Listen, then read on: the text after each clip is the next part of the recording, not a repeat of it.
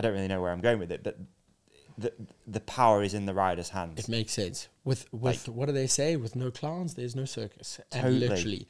And I'm surprised, like, let's say a rider like Amory, like, obviously he's winning everything. He's in a stable position and brand loves him, team loves him, whatever. But both of his brothers are on B teams, which is, I think, Anton Piron is on Union. Yeah.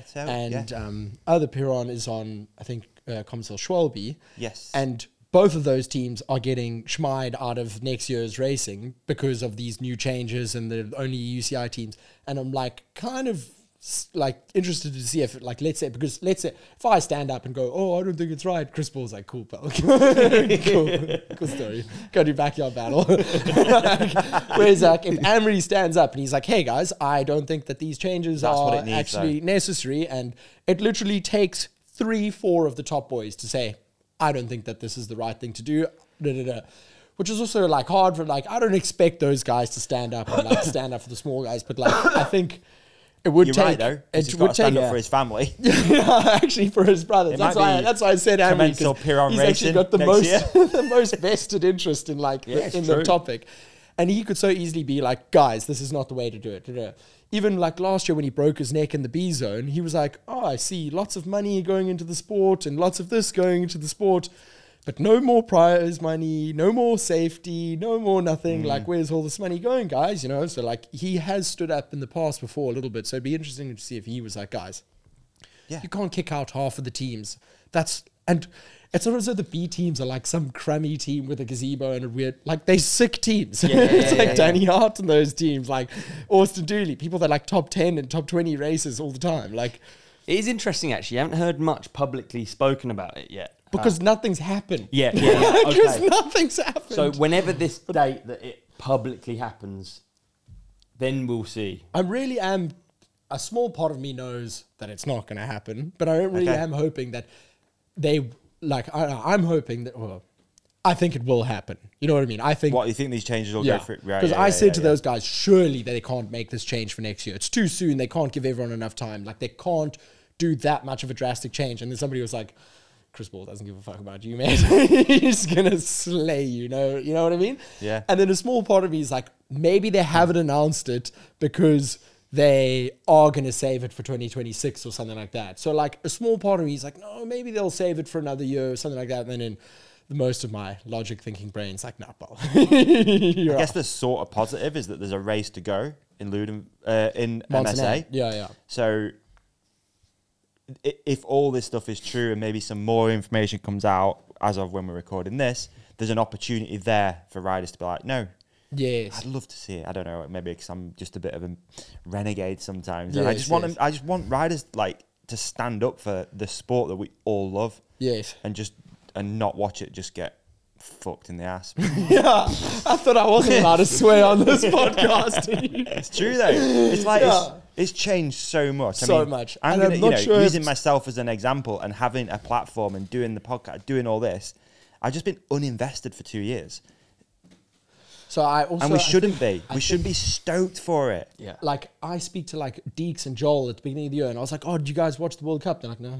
And I'm like, dude, you are like sponsored riders within the industry who like X race, and like all of your mates are like races and stuff like that. They don't watch. I think the core audience has taken a massive hit, but I think Warner Brothers still claims that they've got more viewership because they're on HBO and Eurosport. So I think the general numbers are up to the 45, I mean, like, I don't know, 60-year-old granny sitting watching on Eurosport. But I think the core audience of people who are like pink bike, like on, like, you know, like interested in the sport, I think that audience is gone. And I think, and now Chris Ball might kill me, but like, I think it is really hard to watch. Like, I've had my mate Ike in Cape Town being like, dude, I've got a laptop open, my iPad open, my phone open. I cannot with I can't with all the money watch this. Like, I can't figure out how to actually turn this on. Like, he literally, like, he can't watch it. So I think they just watch it off of like an illegal VPN thing. VPN, And it's like,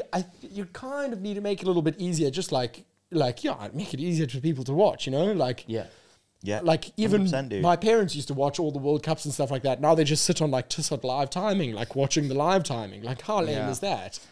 I think you make a good point as well, because like TV stuff is all based on potential viewership, isn't it? Yes. It's Like, they've done that for years. And that's why they advertising have a huge platform. Discovery Plus, we cannot argue it's a huge platform that it's going on in the UK. Discovery Plus. but like the numbers they use are potential, aren't they? Yes, but if we use our friendship groups and the people, like you said, that are involved in the sport, that are fans of the sport, it's down. It has to be down. Even if you because open up like pink bike comments, people are just it's not good, is it? It isn't good. Like it's not. It's not good. Every time you open a pink bike thing about something, it's just like bring back TV, bring back. It's wild out there, isn't it? It's so yeah. I don't know, man. I guess this is the point. It's like something has to be done, but what needs to be done and how does it get done? From the conversations I've had with other riders as well, it's like there needs to be some sort of boycott, something. I mean, look what happened at Crankworks. I'm not saying that was good or bad, but it forced change. Good, mate. It forced change, right? Like it opened up conversation. So, dude, even like if you see how much, like, obviously Warner Brothers is making cash and all of their deals of like Whoop and this and that, the prize money is still like €2,500 for an elite World Cup win.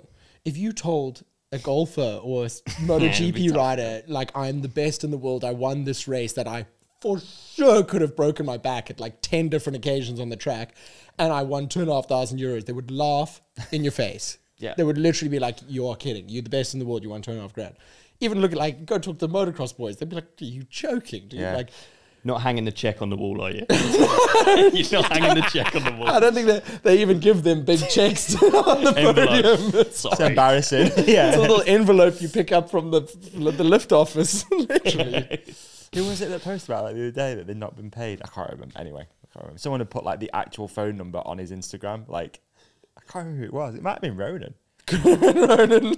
Ronan. Anyway, yeah, it was like the envelope with the phone number. Like, whose is this number? I've not been paid. So before they go public with actually what the changes are, again, the aims are to elevate the World Cup, create a pathway, multi-year commitment to teams, team focus, clear rules, build rider identities and promotion.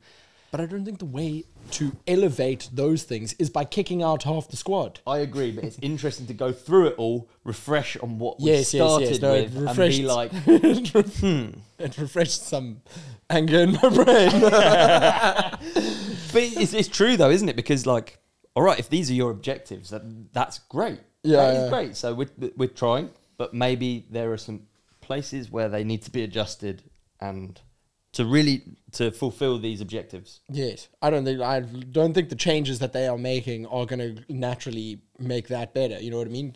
Get more media around the pits. Do this, do that. You can go to the producers that do like Netflix shows and be like, all right, we are Warner Brothers. We'd like, your buddy in America there. We need a couple bar euros to get these producers in. We've got Drive to Survive downhill. Take all you don't need to kick out half the teams and make it more elitist and this and that. Like. Yeah. There's so many other ways you can go around those objectives. Yeah. Okay. Hey, man, what an episode that was. You did amazing in it. And so did you. You shone like a star. You shone like a moon. Can we also put something up here that you can click on for the next episode? How about we put a subscribe up there in the middle? Yeah, we're going to put a video we think that our lovely companionship will love on your face. On my face? Yeah. And so they can't see me now? Gone. And on my face, another video that we think people will love. And thank you for watching. Thank you for listening. Please hit like and subscribe. You guys are the best. Peace and love.